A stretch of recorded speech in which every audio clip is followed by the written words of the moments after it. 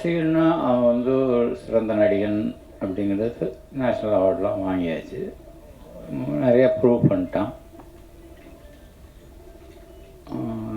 இயக்கத்துலேயும் நிறையா ப்ரூவ் பண்ணிட்டான். இன்னும் 2 விஷயங்களுக்கும் அவனுக்கு நான் ரசிகன். அவனோட கடுமையான உழைப்பு.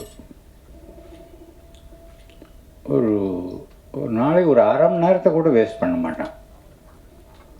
ஒரு 1 ஹவர் ஆகுண்டா நீ போய் கேரவனில் வெயிட் பண்ணுறோம்னா அது 1 ஹவருக்குள்ளே அங்கே ஒரு புக்கு இருக்கும். ஏதாவது படிச்சுக்கிட்டு ஏதாவது ஒன்று வேலை பார்த்துட்டே இருக்கிறதுன்றது அது அவன் படத்தில் மட்டும் இல்லை. இப்போது ரொம்ப வெயில், நான் திடீர்னு ஒன்றா ஃபோன் பண்ணி ரொம்ப வெயில் ஜாஸ்தியாக இருக்குடா, இந்த மாற்றுத்திறனாளி குழந்தைகளை வச்சுட்டு பாடு ரொம்ப கஷ்டமாக இருக்குது, 1000 பேரை வச்சுட்டு கொஞ்சம் சப்போர்ட்டுக்கு கொஞ்சம் ஆள் வேணும் ஒன்று. அவனை கூப்பிட்றதுக்காக தயங்கி கேட்டேன், வரவா, எப்போ அவன் இப்போ இன்றைக்கி வருவா அப்படின்னு கேட்டாங்க.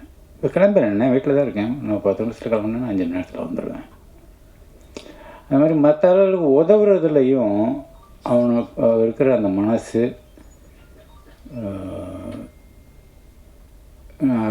ரொம்ப அதிகமாக பார்த்ததில்லை. குறிப்பாக சினிமாவில் தான் நடித்த படமாக இருக்கட்டும், நடிக்கிற படமாக இருக்கட்டும், மற்ற ரொம்ப சொன்ன மாதிரி அவனுக்கு பிடிச்ச அப்பா மாதிரியான படங்களாக இருக்கட்டும், அந்த மாதிரி சின்சியரான அட்டம்ப்ட்ஸ் எல்லாத்தையுமே வந்து எல்லாத்துக்கும் சப்போர்ட் பண்ணுறதுல அவனுக்கு ஒரு பெரிய மனசு இருக்குது. அது எல்லோரும் கண்டிப்பாக பாராட்டி தான் ஆகணும். அதுபோக இங்கே வந்திருக்கிற எல்லாருக்கும் வாழ்த்துக்கள். தன்ராஜ், நீங்கள் நல்லா தான் தமிழ் பேசுகிறீங்க, ஒன்றும் பிரச்சனை இல்லை.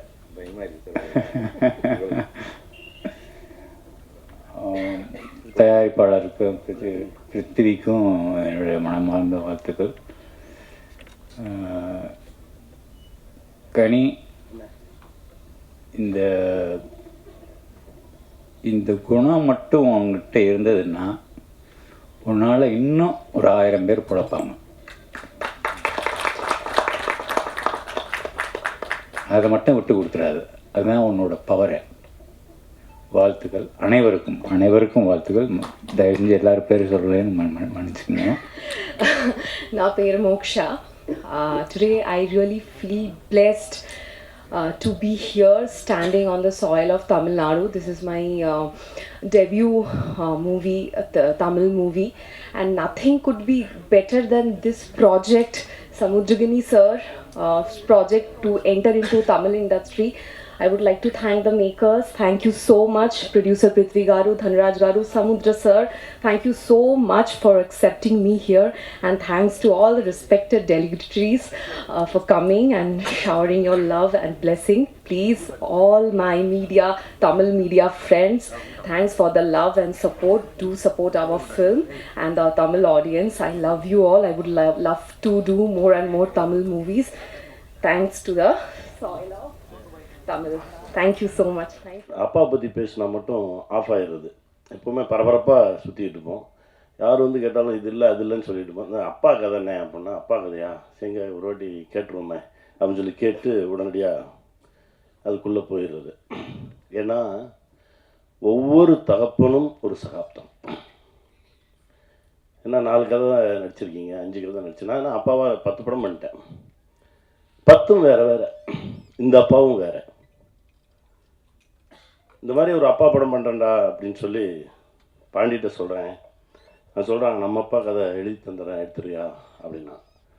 அவன் தகப்பனுக்கும் அவருக்குமான உறவு சொல்லும்போதே படபடன்னு இருக்குது. பசங்க முடிச்சுட்டு ஒரு ஒர்க் நடந்துகிட்ருக்கு. திடீர்னு ஒரு நாள் சொல்கிறான், அப்பாவை காணோன்னே, எங்கே போயிட்டாருன்னு தெரியல, அப்பா போய் தேடி நான் கூட்டிகிட்டு வரேன் அப்படின்னு சொல்லி கிளம்பி போய் 1 வாரம் அப்பாவை தேடினாங்க. இந்த மாதிரி தன்ராஜருக்கான தகப்பனும் இல்லை, தாயும் இல்லை.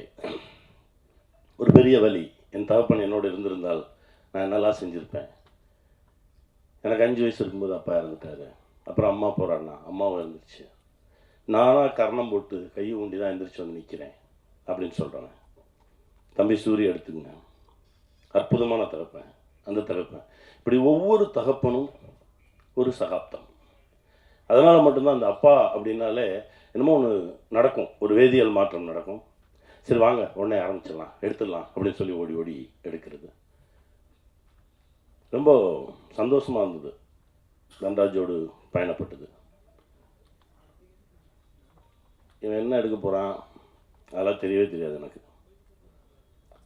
எப்போவுமே நான் எப்படி நம்புவேன் அப்படின்னா, இன்னசென்ட்டாக எதுவுமே தெரியாது எனக்கு அப்படின்னு நிற்கிறவன் எடுத்துருவான். நீங்கள் கவனித்து பார்த்தீங்கன்னா தெரியும். நீச்சலே தெரியாதவனை தூக்கி தண்ணிக்குள்ளே போட்டிங்கன்னு வச்சுக்கோங்களேன், அவன் பாட்டுக்கு அடித்து வந்துடுவான். ஏதோ ஒன்று பண்ணுவான், வெளியே வந்துடுவான். ஆனால் நான் கையை எப்படி வச்சுக்குவேன், காலை எப்படி வச்சுக்குவேன், நேற்று யூடியூப்பில் பார்த்தேன் நீந்துவது எப்படி இப்படின்னு ரொம்ப பேசுகிறாம்பாங்க. ரொம்ப ஆராய்ச்சி பண்ணிட்டு உள்ளே போகிறவன் அவனும் போய் நம்மளை எடுத்து உள்ளே விட்டுறான். அதனால் எளிமையாக வெறும் நம்பிக்கையை மட்டும் சுமந்துட்டு வரவங்களோட பின்னாடியே போயிடுறது. அவங்க ஒன்று எடுப்பாங்க. அப்படி தான் எடுத்திருக்கான். ரொம்ப சிறப்பாக வந்திருக்கு இந்த படைப்பு. இந்த படம் பண்ணும்போது, அதாவது டான் டப்பிங்கில் சொன்னேன், என்னால் டப்பிங் பேச முடியல, எனக்கு நெஞ்செல்லாம் வலிக்குதுடா தம்பி அப்படின்னு சொல்லி அந்த இயக்குனர்கிட்ட சொன்னேன். அதற்கு பிறகு இந்த படைப்பில் அப்படி தான் பேச முடியல. நிறைய இடத்துல என்னோட தகப்பன் வந்துடுறாரு, அவனோட தகப்பன் வந்துடுறாரு, ஏதோ ஒன்று வந்து நம்மளை ஒரு மாதிரி பிசைஞ்சு எடுத்து நம்ம கிட்ட இருந்து ஒரு நல்ல விஷயத்தை கொண்டு வந்து சமூகத்துக்கு வைக்கணும் அப்படின்றது தான். ஏன்னா புரிஞ்சிக்கவே முடியாத ஒரு சொந்தம் வந்து அப்பா பையன். நிறைய தகப்பன்கள் என்கிட்ட வந்து பேசியிருக்காங்க. 10-20 நாளைக்கு முன்னாடி சிவகாசி பக்கத்துல இருந்து போனானே, என் பையன்கிட்ட பேசுங்கண்ணே, என் பையன் தப்பான வழியில் போயிடுவானோ நான் பயந்துக்கிட்டு இருக்கேனே, எனக்கு தினமும் வீட்டில் ஒரே சண்டைண்ணே, நான் அவனை அடிக்கிறேனே, அவன் கோச்சிட்டு போயிடுறானே, அவனை என்னங்க பண்ணான்னு ஃபோனில் கேமாக ஆடிக்கிட்டு இருக்கானே, சரி ஆடிட்டு போட்டு விட அப்படின்னு. ஐயோ கெட்டு போயிட்டானா, சரி பையன்கிட்ட கொடு அப்படின்னா. அவன் அங்கிள் எனக்கு வந்து ரோபோட்டிக் ரொம்ப பிடிக்கும், நான் ஒரு கேமை தயாரிக்கலாம், நானே கிரியேட் பண்ணலான்னு நினைக்கிறேன், அது இவங்ககிட்ட சொன்னால் புரிய மாட்டேங்குது, என்னை எதுக்கு எடுத்தாலும் அடிக்கிறாங்க அப்படின்னா. திரும்ப உங்கள் அப்பாட்ட கொடு, இங்கே சரி பண்ணப்பட வேண்டியது அப்பைங்க தான் அப்படின்னு சொல்லி அவர்கிட்ட 10 நிமிஷம் பேசணும். அவன் என்னமோ உன்னை செய்யணும்னு நினைக்கிறான், அவனை விட உன்னோட அறிவெல்லாம் போய் அவன் மண்டையிலேருந்து திணிக்கிற அப்படின்னு சொல்லி இங்கே தான் பேச வேண்டியதாக இருந்தது. ஏன்னா எல்லோரும் அவர்கள் இடத்தில் மிகச் சரியாக இருக்கிறார்கள். இதுவாகணும்னு இவங்க முடிவு பண்ணுறதும், நான் சொல்கிறத கேளுன்னு அவங்க முடிவு பண்ணுறதும் தான் இங்கே சிக்கலாக இருக்குது அப்படின்னு பார்க்கும்போது, ஒவ்வொரு தகப்பனுக்கும் மகனுக்கும் உள்ள இருக்க உறவே அது வேறு மாதிரி இருக்குது. தேடி தேடி தேடி தேடி இந்த விஷயத்தை சொல்லலாம். இது வரைக்கும் ஒரு 10 பண்ணியிருக்கோம் அப்படின்னா இன்னும் ஒரு 15-20 பண்ணலாம் அப்பாவா. அவ்வளவு விஷயங்கள் இருக்குது. அப்புறம் என் அண்ணன் தம்பிராம அண்ணன் வந்து என்னை தாண்டி அப்பாவை சுமக்கக்கூடிய ஒரு மனிதர். நான் ரொம்ப ரசித்து எழுதுவேன். நானும் அண்ணனும் சேர்ந்து ஒரு 10 படம் பண்ணோனே அப்படின்னு சொல்லி பேசினோம். 5 முடிச்சிட்டோம். ஒவ்வொரு படத்துலையும் ஒவ்வொரு மாதிரி. இப்போ தெலுங்கில் அப்பா பண்ணணும் அப்படின்றப்போ நான் ஆசைப்பட்டது, நான் நடித்த ரோல் கிடையாது, நான் அண்ணன் நடித்த ரோல் தான் ஆசைப்பட்டேன். நான் அது நடிக்கிறேங்க, இதை வேற ஒருத்தர் பண்ண வைப்போம் அப்படின்னு தான் சொன்னேன் நான் தெலுங்கில் நடிக்கிறதுக்கு. அப்படி ஒரு ஆத்மாவோடு பயணப்படுறது வந்து, அதாவது என்னென்னா, சாட்டைன்னு ஒரு படம் ரிலீஸ் ஆயிடுச்சு. முதல் ஷோ பார்க்குறோம். இந்த இப்போ தன்ராஜ் டீசர் போயிட்டுருக்குமே என் கையை பிடிச்சி நிற்கிறான், கிட்டுக்கிட்டு ஆடுறான். இருறா ஒன்றும் இல்லைடா, எல்லாம் கரெக்டாக வந்துடா. ஏன்னா 10 நிமிஷம் முன்னாடி வரைக்கும் டீசர் ஓப்பனே ஆகலை. நான் சொன்னேன், அப்படி ஓப்பன் ஆகலைன்னா அந்த படம் ஹிட்ரா, தைரியமாக இரு, ஓப்பன் ஆகிடும். கையை பிடிச்சி நிற்கிறான், கிட்டுக்கிட்டு. இதே உணர்வு சாட்டை படம் ஃபஸ்ட்டு டே ஃபஸ்ட் ஷோ தேட்டரில் கை தட்டுறாங்க. என் பின்னாடி இருந்து என்ன அப்படியே கட்டி பிடிச்சிட்டு எங்கள் அண்ணன் முதல் முறையாக வெடித்து அழுகிறாரு. என்னடா அப்படின்னு, நமக்கெல்லாம் யாரா இருந்தா, நம்மளா வந்தோம், நம்மளா விழுந்தோம், நம்மளா புரண்டோம், நம்மளா எழுந்தோம், இப்போ நிற்கிறோம், நம்மளையும் பார்த்து கை தட்டுறாங்க, நம்ம ஒரு நல்ல தளத்தில் தான் நின்றுட்டு இருக்கோம், இந்த இடத்த விட்டுறக்கூடாது தம்பி. அண்ணன் அப்படின்னா அவர் தான். இந்த உலகத்தில் எந்த டாபிக் வேணாலும் பேசலாம் என் அண்ணன்ட்ட. கலையா, இலக்கியமா, அரசியலா, பொருளாதாரமா, எது வேணாலும் பேசலாம். அப்படி வச்சுருப்பார். அந்த சக்தி ஒரு முறை பேசினா போதும், தம்பி அப்படின்னு எடுத்தாருன்னா அப்படி போகும், கூட்டிகிட்டு போகும். அந்த மாதிரி ஒரு அண்ணன் அவருக்கு வந்திருக்கிறது எனக்கு ரொம்ப மகிழ்ச்சிண்ணே. இந்த அன்பு காலத்துக்கும் இருக்குண்ணே. என் சுவாசம் இருக்கும் வரை உங்களுக்கு தம்பியாகவே இருப்பேண்ணே. நன்றிண்ணே. தம்பி பாண்டியை பற்றி பாண்டி சொன்னது தான், அவர் சொன்னது நான் திரும்ப சொல்கிற மாதிரி இருக்கும். அதுதான் தம்பி பேரன்பானவன். 2 ஆண்டுகளாக அவர் படம் பண்ணலன்றது அவரை விட எனக்கு தான் கோவம். ஒவ்வொரு முறை பார்க்கும்போது சண்டை போட்டுக்கிட்டே இருப்பேன். அவர் அதுக்கு ஒரு பதில் சொல்லிக்கிட்டே இருப்பார். ஏன்னா அவன் சொல்கிறதுக்கு சொல்லுவேன், ஆரம்பிங்கடா, ஆரம்பிச்சிருங்கடா, இயங்கிக்கிட்டே இருக்கணும், ஓடிக்கிட்டே இருக்கணும்டா அப்படின்னு சொல்லி பிடிச்சி இப்போ ஆரம்பிச்சிடுவார். தம்பி ரொம்ப மகிழ்ச்சி, ரொம்ப மகிழ்ச்சி. தம்பி சூரி என்னடா, சூரிய கையை பிடிச்சிக்கிட்டு பாண்டிக்கு ஃபோன் பண்ணாரு, இவனை இழுத்து விட்டுறணும்டா, இவன் வந்துடணும்டா அப்படின்னு. அது இன்றைக்கி நடந்துருச்சு. ரொம்ப சந்தோஷமாக இருக்குடா. போராளி பண்ணும்போது எனக்கு தெரியுது, இந்த ஃபஸ்ட்டு டேயே போய் அந்த உட்காந்து எந்திரிச்சு ஆடுற சாங்கு கொட்டடிக்கிறாங்க, உட்காந்து எந்திரிக்கணும். எனக்கு தெரியுது, திணறாங்க. சசியும் உட்காந்து என்ன 4 ஷாட் நடிப்பாங்க. காலையிலேருந்து உட்காந்து எந்திரிங்கன்னா அப்போது ஒரு உந்துதல் ஒன்று நடந்தது. அப்போ தான் சொன்னேன், தம்பி நம் பட்ட கஷ்டத்துக்கு கரெக்டான கதவு திறக்கும்போது விட்டுறாத, ஓடிடு அப்படின்னு. இன்றைக்கி என் தம்பி ஒரு கதையின் நாயகனாக உயர்ந்து நிற்கிறான். இப்போது அவர் நடித்த ஒரு படத்தில் போய் நடித்தேன். ரொம்ப மகிழ்ச்சியாக இருந்தது. மனசார சொல்கிறேன், உன் மனசுக்கு இன்னும் நிறையா பெரிய பெரிய படைப்புகள் அவர். வாழ்த்துக்கள் தம்பி, மகிழ்ச்சி. தீபக் என் புள்ள. ஆக்சுவலாக ஸ்மால் ஸ்க்ரீனில் 2000 அண்ணின்னு ஒரு சீரியல் பண்ணேன். அப்போ வந்து என் 3 பசங்க, சாரகேஷ், கௌஷிக், தீபக், எனக்கு கடைசி பிள்ளை. முதல்ல அவனை பார்க்கும்போது ஒரு சீட் அடிச்சுட்டு, அப்போ தான் காலேஜ் முடிச்சு வந்திருக்கான். என் முன்னாடி வந்து அப்படி அடிச்சுட்டு அப்படி நின்று ஸ்டைலாக வந்து நின்றுட்டு இருந்தான். அவனோடு பேசும்போது பழகும்போது அவனுடைய தகப்பனுக்கும் அவனுக்குமான உறவு இதையெல்லாம் அவன் என்கிட்ட ஷேர் பண்ணும்போது, இப்போ அவன் வேறு தளத்தில் வளர்ந்து ஒரு இடத்துல வந்து நிற்கிறான். ரொம்ப சந்தோஷமாக இருக்குது. வாழ்த்துக்கள் தீபக். ஹரீஷ், நல்லா வருவாடா, போராடு, ஜெயிப்போம். பாபி என் தம்பி, ஒவ்வொரு முறையும் எப்போ சந்தித்தாலும் சரி அவர் ஒரு சக்தி கொடுப்பான். பாபி என் தயாரிப்பாளரை பற்றி சொல்லணும். என்னென்னா, அவரை நான் பார்க்கவே இல்லை. நான் படம் ப்ரொடியூஸ் பண்ணுறதுக்கு நம்ம ஷூட்டிங்கில் தான் ஃபஸ்ட் டைம் சந்திக்கிறேன்.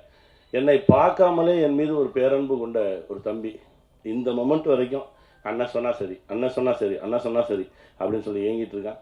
அவருடைய மனசுக்கு இது மாதிரி பல படைப்புகள் வரும்.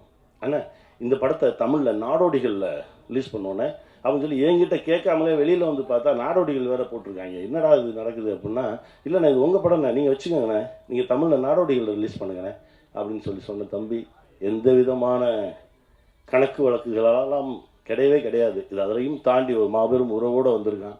வாழ்த்துக்கள் பிருத்திவி, வாழ்த்துக்கள். அப்புறம் மாப்பிள்ளை லைட்டு போட்டிருப்பான். காலையில் வந்தோடனே நான் வர்றதுக்கு முன்னாடி போய் ரெடி பண்ணேன். இங்கே வைக்கவா, இங்கே வச்சா அவன் திட்டுவானா, இங்கே வச்சா திட்டுவானா. நான் வந்து போய் பார்த்துட்டு எனக்கு அந்த லைட்டு பிடிக்கல அப்படின்னா, பிடிக்கலன்ட்டானா, அதை ஆஃப் பண்ணிடுங்க பாருங்க, எனக்கு இது பிடிக்கல, அப்போ அதை எடுத்துரு, உனக்கு என்ன பிடிக்குதோ அதை எடுப்பேன்டா அப்படின்னு சொல்லி என் கூடவே ட்ராவல் பண்ணிட்டு இருக்கக்கூடிய மாப்பிள்ளை. 18 நாளில் எடுத்தோம். அந்த வினோதை சித்தம்னு சொன்னால் யாருமே நம்ப மாட்டாங்க. அப்படி ஒரு உழைப்பாளி. அவனும் என் பக்கத்தில் இருக்கணும்னு ஆசைப்பட்டேன். நிற்கிறான். தனராஜ் முதல்ல வேற ஒரு டைரக்டரை கூப்பிட்டு வந்தாங்க. அண்ணே இவர் தானே டைரக்ட் பண்ணார் அப்படின்னு. சரி, கதை நல்லா இருக்குது, கதையை கெடுக்காமல் எடுத்துறதுக்கு ஒரு ஆள் வேணும், அவ்வளோதான். ஏன்னா ஒரு சில கதைகளை எடுக்கிறவங்க நினச்சி என்ன தான் தப்பாக எடுத்தாலும் அந்த கதை ஓடிடும். நாடோடிகள் கதையை போய் நான் பஞ்சவர்ணாச்சலம் அப்பாட்ட சொல்கிறேன், முழு கதையும் கேட்டார், நீ இதை எவ்வளவு தப்பாக எடுத்தாலும் இது ஓடிடும்டா அப்படின்னார். அந்த மாதிரி ஒரு சில கதைகள் அமையும். அப்படிப்பட்ட கதை இது. நான் தான் சொன்னேன், டேய் இதை கரெக்டாக எடுக்கிறதுக்கு ஒரு ஆளை கொடுங்கடா, அது போதும் அப்படின்னா. திரும்ப ஒரு 15 நாள் 20 நாள் கழிச்சு எனக்கு ஒரு மெசேஜ் பயந்துட்டேன், அண்ணே இந்த மாதிரி பிரச்சனையாக இருக்குது, என்ன செய்ய அப்படின்னு. அப்போ நீயே எடுத்துரு, நீயே டைரக்ட் பண்ண. அண்ணா நிஜமாக சொல்கிறீங்க, எடுறா பார்த்துக்கலாம். இன்றைக்கி டைரக்டராக வந்து நிற்கிறான். ஒவ்வொரு ஷாட்டும் அவ்வளவு தெளிவாக, அவ்வளவு க்ளீனாக, கடைசி டப்பிங் பேசுகிற வரைக்கும். போன படத்தில் நீங்கள் விமானம் படத்தில் வந்து கொஞ்சம் டப்பிங் கிராமர் மிஸ்டேக் இருந்தது. இதில் கிராமர் மிஸ்டேக்கே இல்லாமல் நீங்கள் டப்பிங் பேசுனீங்கன்னு இருக்கணும். எனக்கு கூட கொஞ்சம் டைம் கொடுங்க, இன்னொரு 1 டே கொடுங்க அப்படின்னு சொல்லி என்னை உட்கார வச்சு முழுக்க எந்த விதமான இலக்கண பிழையும் இல்லாமல் எடுத்தார். ரொம்ப நன்றி தம்பி. இன்னும் நல்லா பெரிய இடத்துக்கு வருவான், நல்லா இருப்பான். எங்கள் அண்ணன் படமும் முதல் படத்திலிருந்து வியந்து வியந்து வியந்து பார்த்தேன். நம்மளை கூப்பிடவே மாட்டேன்றாரு, இவர் நம்மளை நடிகனாகவே ஒத்துக்கலையோ அப்படின்னு சொல்லி பல முறை எங்கள் அண்ணன்ட்ட கேட்டிருக்கேன். ஏன்னா என்னை கூப்பிடவே மாட்டேறீங்க அப்படின்னு. இல்லைடா போடா, வரும்போது வந்தா போடா அப்படின்றாரு. எத்தனை முறை சந்தித்தாலும் நான் வியக்கக்கூடிய ஒரு மனிதர் எங்கள் அண்ணன் பாலாண்ணன். இப்போ அண்ணனோட இயக்கத்தில் வணங்கானில் நடிக்கிறதுக்கு ஒரு வாய்ப்பு கிடைச்சது.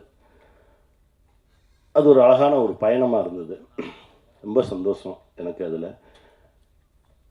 அண்ணன் எங்கேயுமே வரமாட்டாங்க. அண்ணனோட தொடர்பு கொண்டு அண்ணனை இந்த மாதிரி வாங்கன்னு கூப்பிட்றதே அதற்கான விஷயம் இருந்தால்தான் செய்யணும் அப்படின்னு சொல்லி தான் ஒவ்வொரு முறையும் யோசிச்சுட்டே இருப்பேன். ஆனால் இந்த முறை இந்த படத்திற்கு அண்ணன் வந்து நின்னா சரியாக இருக்கும் அப்படின்னு தோணுச்சு. நான் ஃபோன் பண்ணேன், அண்ணன் இந்த மாதிரி விஷயம்ண்ணே நீங்கள் வரணும் அப்படின்னா. அண்ணன் சொன்னார், வரேன்டா, ஒரு மணி நேரம் வந்தேன். என்னடா 1 மணி நேரம், நான் வரேன்டா அப்படின்னாரு. அதான் எங்கள் அண்ணன். ஆனால் இந்த அன்புக்கு என்றைக்குமே கட்டுப்பட்டவனாக இருப்பேண்ணே. ரொம்ப நன்றிண்ணே. தேங்க்ஸ்ண்ணே. லவ்யூண்ணே. லவ்யூண்ணே. நன்றி. என்னுடைய சொந்தங்கள் அனைவருக்கும் என்னுடைய மனமார்ந்த நன்றி. ஏன்னா இந்த படம் போய் சேரணும், அதுக்கு தான். ஏன்னா ஏன்னா ஒரு சின்ன படத்தை எடுத்துட்டு ஒவ்வொரு முறையும் போராட வேண்டியதாக இருக்குது. ஒரு விஷயம் சொன்னால் நீங்கள் எல்லாம் அதிர்ச்சி ஆவீங்க.